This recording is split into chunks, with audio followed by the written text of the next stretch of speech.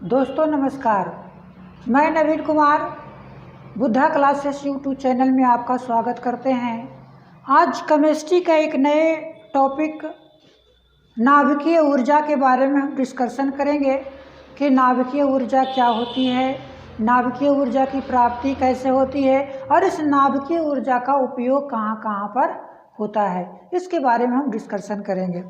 चलिए स्टार्ट करते हैं। और इससे पहले हमने आपको पिछले वीडियो में इसका लिंक हम आपको डिस्क्रिप्शन में दे देंगे कि इससे पहले हमने रेडियो सक्रियता के बारे में पढ़ाए थे कि रेडियो सक्रियता क्या होती है। तो कुछ ऐसे पदार्थ होते हैं जो विखंडित होकर अदृश्य किरणें का निर्माण करती है और उसके साथ अपार मात्रा में ऊर्जा निकालती है, और वही ऊर्जा क्या है, तो नाभिकीय ऊर्जा है। तो सबसे पहले आपको जानना है कि नाभिकीय ऊर्जा क्या होती है।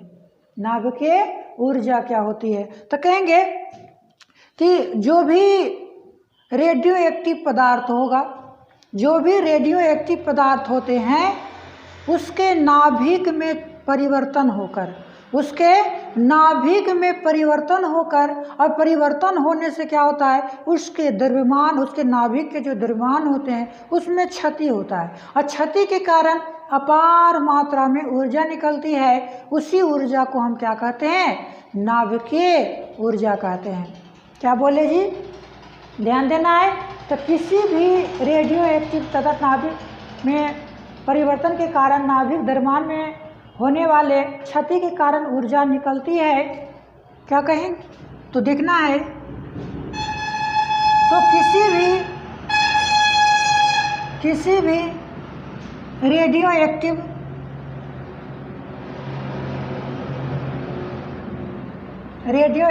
तत्व, आपको बताए थे रेडियो एक्टिव तत्व कौन कौन से होते हैं, यूरेनियम, थोरियम, प्लूटोनियम, ये सभी रेडियम, ये सभी क्या है, रेडियो एक्टिव तत्व है। और इस रेडियो एक्टिव तत्व के नाभिक में परिवर्तन होकर, नाभिक में परिवर्तन के कारण इसके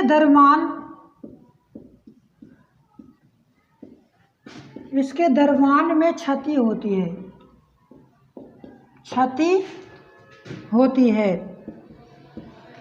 इसके कारण अपार मात्रा में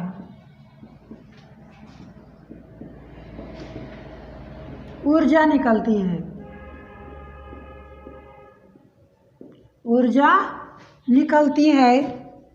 इसी ऊर्जा को हम नाभिकीय ऊर्जा कहते हैं। नाभिकीय ऊर्जा कहते हैं। क्या हुआ तो देखना है कि किसी भी रेडियो एक्टिव तत्व के नाभिक में परिवर्तन के कारण इसके द्रव्यमान में क्षति होती है। इसके कारण अपार मात्रा में ऊर्जा की प्राप्ति होती है। उसे हम क्या कहते हैं, नाभिकीय ऊर्जा कहते हैं। वो जो ऊर्जा बनती है उसको क्या कहेंगे, नाभिकीय ऊर्जा कहेंगे। अब देखो कि नाभिकीय ऊर्जा कहाँ से प्राप्त होते हैं, तो नाभिकीय अभिक्रिया से। नाभिकीय अभिक्रिया से तो इसका दो स्रोत है। नाभिकीय ऊर्जा उत्पन्न होने के दो स्रोत है। एक कहते हैं नाभिकीय विखंडन अभिक्रिया और एक कहते हैं नाभिकीय संलयन अभिक्रिया। देखना है कि नाभिकीय ऊर्जा का स्रोत, नाभिकीय ऊर्जा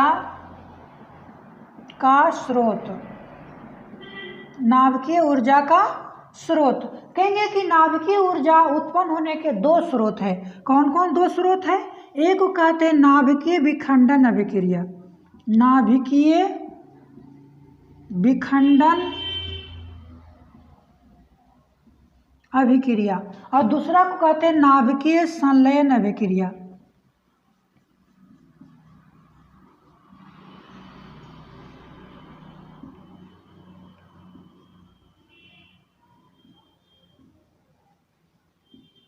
नाभिकीय विखंडन अभिक्रिया और नाभिकीय संलयन अभिक्रिया। जानते हैं कि नाभिकीय विखंडन अभिक्रिया किसको कहेंगे, नाभिकीय संलयन अभिक्रिया किसको कहेंगे। पूरा आराम आराम से समझना है, कोई दिक्कत की बातें नहीं है। तो नाभिकीय विखंडन किसको कहेंगे, नाभिकीय संलयन किसको कहेंगे। मान लेते हैं कि एक बड़ा सा पत्थर है, एक बड़ा सा पत्थर है और इस पर हम हर से प्रहार करेंगे तो ये क्या होगा, छोटे छोटे छोटे छोटे छोटे छोटे टुकड़ों में बदल जाएगा। क्या होगा, छोटे छोटे टुकड़ों में बदल जाएगा। तो ध्यान देना है कि यही प्रक्रिया यहाँ पर होती है कि नाभिकीय विखंडन क्या होता है, तो एक बड़ा सा नाभिक एक भारी सा नाभिक में परिवर्तन होता है, उसके नाभिक में कुछ परिवर्तन होता है। तो क्या होता है, ये नाभिक टूटते हैं, नाभिक टूटते हैं। यानी कहेंगे एक भारी नाभिक जब दो हल्के नाभिक में परिवर्तित हो जाता है, एक भारी नाभिक दो हल्के नाभिक में परिवर्तित हो जाता है और इसके जरिए अपार मात्रा में ऊर्जा निकलती है। तो इस प्रक्रिया को या इस घटना को हम क्या कहते हैं, नाभिकीय विखंडन अभिक्रिया कहते हैं। समझना है क्या है जी, कि एक भारी नाभिक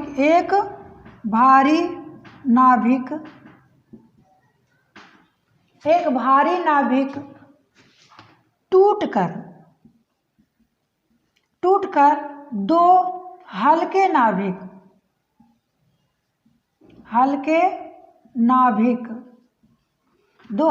नाभिक में परिवर्तित हो जाता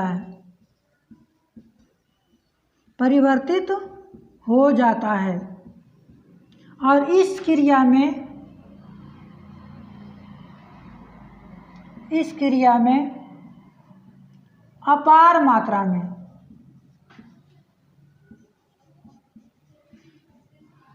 ऊर्जा निकलती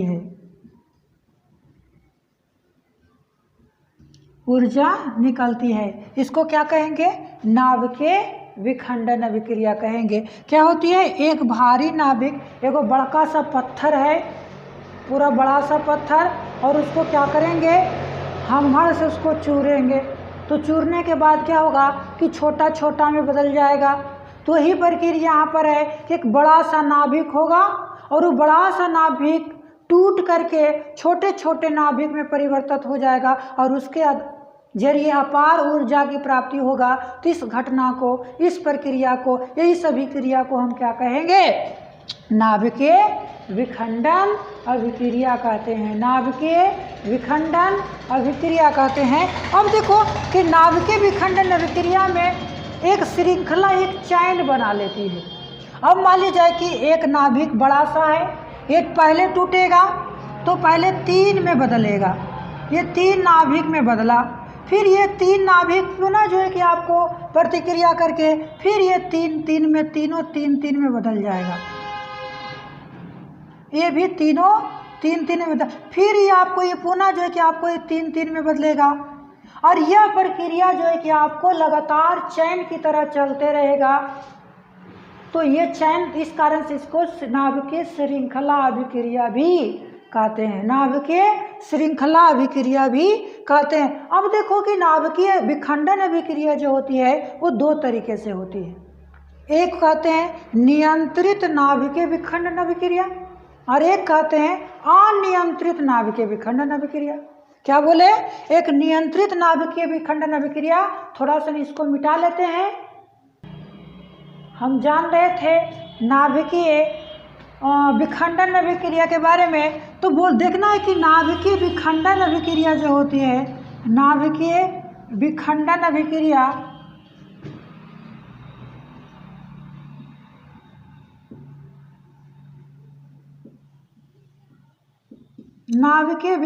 अभिक्रिया ये 2 प्रकार के होते हैं। किसको क्या बोलेंगे, 2 प्रकार के। तो सबसे पहले बोलेंगे नाभिकीय नियंत्रित या अनियंत्रित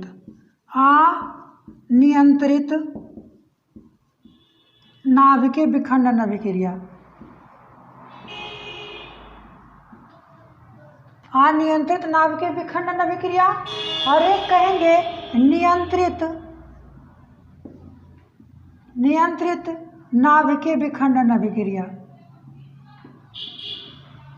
नियंत्रित नाभिकीय विखंडन अभिक्रिया। दो चीज बात जाने कि नियंत्रित नाभिकीय विखंडन अभिक्रिया और एक अनियंत्रित और नियंत्रित नाभिकीय विखंडन अभिक्रिया। तो कहेंगे अनियंत्रित नाभिकीय विखंडन अभिक्रिया क्या होती है?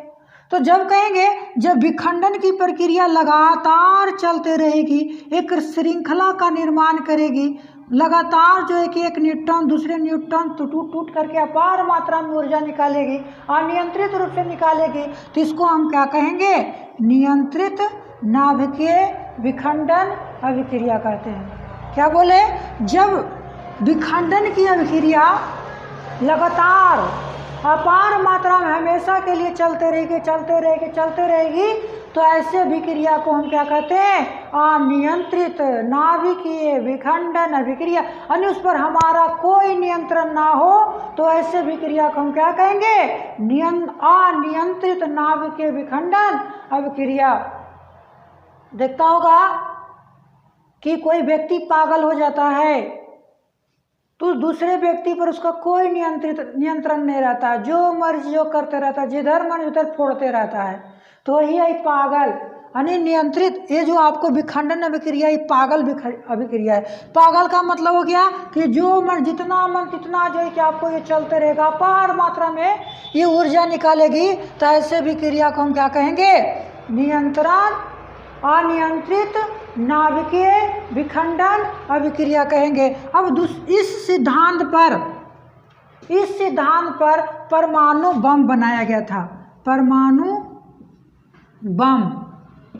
और ये परमाणु बम कहेंगे अनियंत्रित विखंडन अभिक्रिया के आधार पर काम करता है। और ये परमाणु बम की जो खोज किया था अमेरिका के व्यक्ति थे रॉबर्ट ओपनहीमर। रॉबर्ट ओपनहीमर ने इसकी खोज किए थे और इसकी पहली बार परीक्षण किया गया था अमेरिका में। पहली बार इसका परीक्षण किया गया था अमेरिका में, और वह डेट था 16 जुलाई 1945। डेट क्या था? 16 जुलाई 1945। आपसे क्वेश्चन आ जाए कि विश्व में पहली बार परमाणु बम का परीक्षण कहाँ हुआ था? तो कहेंगे अमेरिका में हुआ था। कब हुआ था? 16 जुलाई 1945। और कुछ ही समय बीता, उस समय विश्व युद्ध चल रहा था, द्वितीय विश्व युद्ध चल रहा था, और द्वितीय विश्व युद्ध दौरान ही एक घातक हथियार बना। वो था कौन सा? तो कहेंगे परमाणु बम। और जिसकी खोज किए थे रॉबर्ट ओपनहीमर ने इसकी खोज किए थे। और यही बम का प्रयोग अगस्त में 9 अगस्त और 6 अगस्त, अर्थात कहेंगे 6 अगस्त और 9 अगस्त जापान के हिरोशिमा और नागासाकी पर किया गया। इसका परीक्षण तो पहले ही कर लिया गया था अमेरिका में, लेकिन इसका उपयोग कहेंगे, इसका उपयोग पहली बार द्वितीय विश्व युद्ध के दौरान जब अमेरिका के द्वारा जापान पर किया गया था। जापान के 2 शहर नागासाकी और हिरोशिमा पर यह बम गिराया गया था। डेट था 6 अगस्त और 9 अगस्त 1945। और इसी बम गिराने के बाद जो है कि द्वितीय विश्व युद्ध का समापन भी हो जाता है। चलिए, ये तो आपको था अनियंत्रित नाभिकीय विखंडन अभिक्रिया। अब होता है नियंत्रित विखंडन अभिक्रिया। नियंत्रित में क्या होगा कि कुछ जो विखंडन हो रहा है उसको कुछ को हम कंट्रोल कर लेंगे, कुछ को हम ऑब्जर्व कर लेंगे, उसको विखंडन नहीं होने देंगे। जब आपको कुछ को नियंत्रित कर लेंगे, कुछ विखंडित हो रहा है उसको नियंत्रित कर लेंगे, तो इसको हम इस प्रकार की अभिक्रिया को हम कहेंगे नियंत्रित नाभिकीय विखंडन अभिक्रिया। और इस सिद्धांत पर परमाणु रिएक्टर काम करता है। परमाणु रिएक्टर काम करता है। तो परमाणु रिएक्टर को थोड़ा सा नहीं और आगे बताते हैं। इससे पहले जान लेते हैं, हमने दो अभिक्रिया बताए थे, ऊर्जा नाभिकीय ऊर्जा का दो स्रोत बताए थे, एक नाभिकीय विखंडन और एक नाभिकीय संलयन। तो यहाँ कहेंगे नियंत्रित नाभिकीय विखंडन अभिक्रिया पर कौन काम करता है, तो कहेंगे परमाणु रिएक्टर काम करता है। परमाणु रिएक्टर क्या है, तो ये क्या करती है, परमाणु ऊर्जा को विद्युत ऊर्जा में परिवर्तित करने का कार्य करता है। चलिए अब हम समझते हैं नाभिकीय संलयन अभिक्रिया। अब देखते हैं कि नाभिकीय संलयन अभिक्रिया क्या होती है। नाभिकीय संलयन अभिक्रिया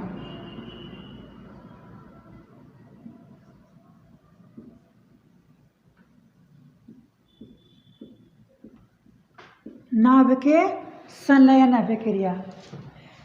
नाभिकीय विखंडन में बोले थे कि बड़े नाभिक मिलकर के, बड़े नाभिक टूट करके छोटे नाभिक में परिवर्तित होता है, लेकिन इसमें उसका उल्टा। संलयन का मतलब क्या होता है, जुड़ना। विखंडन का मतलब होता है टूटना। तो वहाँ बड़ा नाभिक टूट रहा था तो विखंडन अभिक्रिया। यहाँ पर संलयन का मतलब होता है जोड़ना। संलयन का मतलब जुड़ना। तो इसमें क्या होगा कि दो या दो से अधिक नाभिक आपस में जुड़कर एक बड़े नाभिक का निर्माण करता है। वहाँ बड़े नाभिक छोटे नाभिक बदल रहे थे, और यहाँ पर दो या दो से अधिक या दो बड़े नाभिक जुड़ करके, दो छोटे नाभिक जुड़ करके, दो या दो से अधिक छोटे नाभिक जुड़ करके एक बड़े नाभिक का निर्माण करेगा, और इस घटना में अपार मात्रा में ऊर्जा निकलेगी। ये विखंडन अभिक्रिया से भी ज़्यादा इसमें आपको ऊर्जा की प्राप्ति होगी। तो इस अभिक्रिया को हम कहते हैं नाभिकीय संलयन अभिक्रिया। क्या बोले कि दो या दो से अधिक, दो या दो से अधिक छोटे नाभिक, दो या दो से अधिक छोटे नाभिक आपस में जुड़कर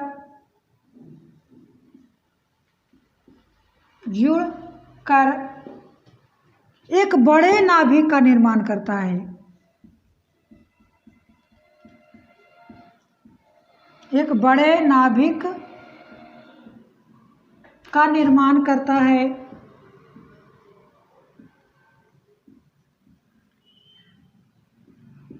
एक बड़े नाभिक का निर्माण करता है और अपार मात्रा में ऊर्जा निकलती है।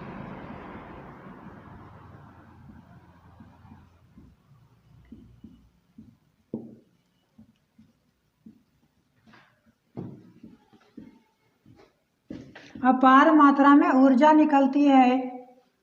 इसे इस प्रक्रिया को हम क्या कहेंगे, तो नाभिकीय संलयन अभिक्रिया कहेंगे।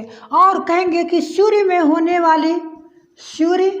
में या विभिन्न तारों में जो ऊर्जा की प्राप्ति होती है, सूर्य या तारों में ऊर्जा की प्राप्ति इसी अभिक्रिया से होती है।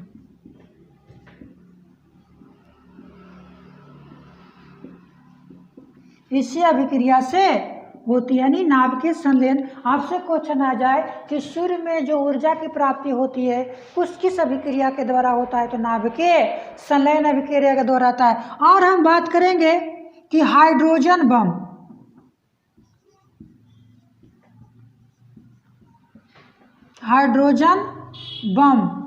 इसी सिद्धांत पर काम करता है। हाइड्रोजन बम इसी सिद्धांत पर काम करता है। और कहेंगे कि परमाणु बम से कई गुना घातक हाइड्रोजन बम होता है।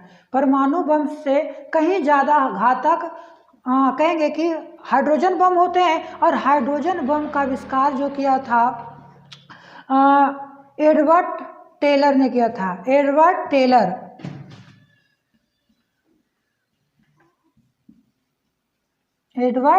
टेलर ने किया था। आपसे क्वेश्चन आ जाए कि हाइड्रोजन बम किस सिद्धांत पर काम करता है, तो कहेंगे नाभिकीय संलयन पर काम करता है। हाइड्रोजन बम की खोज किसने किया था, तो कहेंगे एडवर्ड टेलर के द्वारा खोजा गया था। अब हम कुछ बातें समझते हैं कि नाभिकीय ऊर्जा का प्रयोग कहाँ कहाँ करते हैं। नाभिकीय ऊर्जा का प्रयोग कहाँ कहाँ करते हैं, देखते हैं इसका क्या क्या उपयोग होता है। तो सबसे पहले कहेंगे परमाणु रिएक्टर के रूप में। परमाणु रिएक्टर में, परमाणु रिएक्टर में, ये परमाणु रिएक्टर क्या होता है, तो कहेंगे परमाणु रिएक्टर एक युक्ति है, एक प्रकार की भट्ठी है जिसमें क्या होता है कि नाभिकीय ऊर्जा को विद्युत ऊर्जा में परिवर्तित किया जाता है। नाभिकीय ऊर्जा को विद्युत ऊर्जा में परिवर्तित किया जाता है।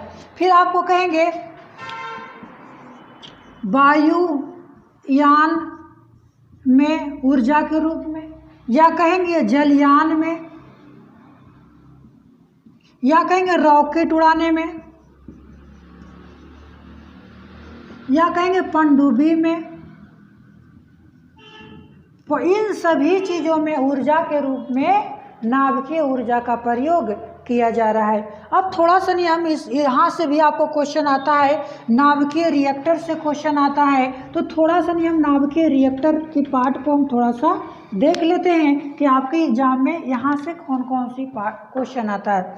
तो सबसे पहले आपको जानेंगे कि नाभिकीय रिएक्टर में ऊर्जा कहाँ से मिलती है, ऊर्जा का स्रोत क्या है और इसके कौन कौन से भाग होते हैं। आप तो जान गए कि आपको नाभिकीय रिएक्टर क्या है। एक व्यक्ति का नाम आता है Enrico Fermi, Enrico Fermi, Enrico Fermi, Enrico Fermi. इन्होंने ही पहली बार परमाणु रिएक्टर का आविष्कार किया था। एनरिको फर्मी पहली बार जो है कि आपको परमाणु रिएक्टर का आविष्कार किया था, और यह आविष्कार हुआ था पहली बार इटली के शिकागो विश्वविद्यालय में। इटली के शिकागो, इटली के शिकागो विश्वविद्यालय में इसका आविष्कार पहली बार हुआ था। किसके आविष्कार पहली बार हुआ था, तो कहेंगे परमाणु रिएक्टर का आविष्कार एनरिको फर्मी के द्वारा पहली बार इटली के शिकागो विश्वविद्यालय में किया गया था। अब हम जानते हैं कि परमाणु रिएक्टर का कुछ भाग होते हैं। परमाणु रिएक्टर का कुछ भाग होते हैं। कौन कौन से भाग होते हैं, सबसे पहले कहेंगे कोर। कोर का मतलब उसका भट्ठी का जो घेरा होता है, कोर क्या होते हैं, कोर। अरे कोर किससे बने होते हैं, तो कहेंगे कंक्रीट से बने होते हैं। किससे बने होते हैं, कंक्रीट। कंक्रीट की दीवार होती है उसके चारों ओर, उससे बने होते हैं। फिर एक होता है मंदक। क्या होते हैं, मंदक। आपको एग्जाम में क्वेश्चन पूछे जाते हैं कि परमाणु रिएक्टर में मंदक के रूप में किसका उपयोग किया जाता है, तो दो चीज़ का उपयोग किया जाता है। एक होता है भारी जल, भारी जल जिसको हम D2O कहते हैं, डिटोरियम ऑक्साइड कहते हैं, या इसका उपयोग किया जाता है ग्रेफाइट का छड़ का, ग्रेफाइट का छड़ का उपयोग किया जाता है। किस रूप में, तो मंदक के रूप में। किस रूप में, मंदक के रूप में। एक होता है शीतलन। क्या होता है, शीतलन। अगर मान लीजिए कि उसको ठंडा करने के लिए, परमाणु रिएक्टर को ठंडा करने के लिए किसका उपयोग किया जाता है, तो कहेंगे सोडियम और पोटेशियम के मिश्रण, सोडियम, सोडियम और पोटेशियम,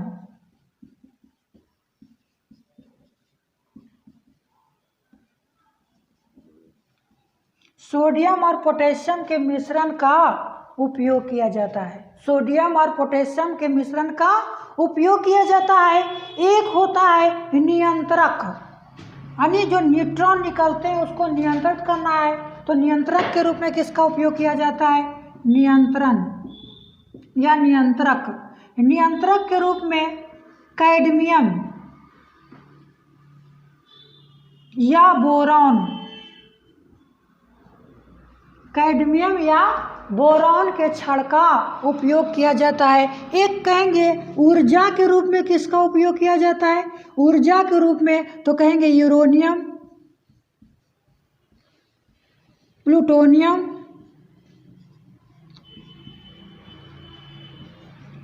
प्लूटोनियम इत्यादि का उपयोग ऊर्जा के रूप में किया जाता है, क्योंकि ये क्या है, एक रेडियो एक्टिव पदार्थ है और इससे विखंडित होने से ऊर्जा की प्राप्ति होती है।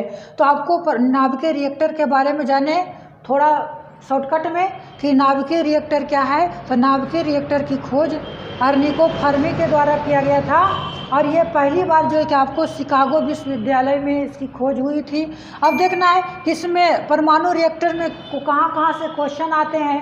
तो सबसे पहले आपको बताएं कि यहाँ पर जो है कि ऊर्जा के रूप में यूरेनियम प्लूटोनियम का उपयोग किया जाता है। कोर यानी घेरा, जो उसकी भट्ठी बनाई जाती है तो कंक्रीट की भट्ठी बनाई जाती है। मंदक के रूप में यानी मंदक माने आपको उसको कम करने के लिए भारी जल या ग्रेफाइट का उपयोग किया जाता है। शीतलन यानी ठंडा करने के लिए सोडियम और पोटेशियम का उपयोग किया जाता है। और नियंत्रक के लिए यानी जो आपको न्यूट्रॉन का नियंत्रण होता है उसको नियंत्रण करने के लिए कैडमियम या बोरॉन का छड़ का उपयोग किया जाता है। ये आपको यहाँ से आपसे क्वेश्चन आता है कि बताइए नाभिकीय रिएक्टर में ऊर्जा के रूप में किसका उपयोग करते हैं, तो कहेंगे यूरेनियम और प्लूटोनियम का उपयोग करते हैं। यह क्वेश्चन आएगा कि मंदक के रूप में किसका उपयोग किया जाता है, तो भारी जल या डिटो का उपयोग किया जाता है या ग्रेफाइट का उपयोग किया जाता है। फिर कहेंगे शीतलन रूप में किसका किया जाता है, तो सोडियम और पोटेशियम के मिश्रण का उपयोग किया जाता है।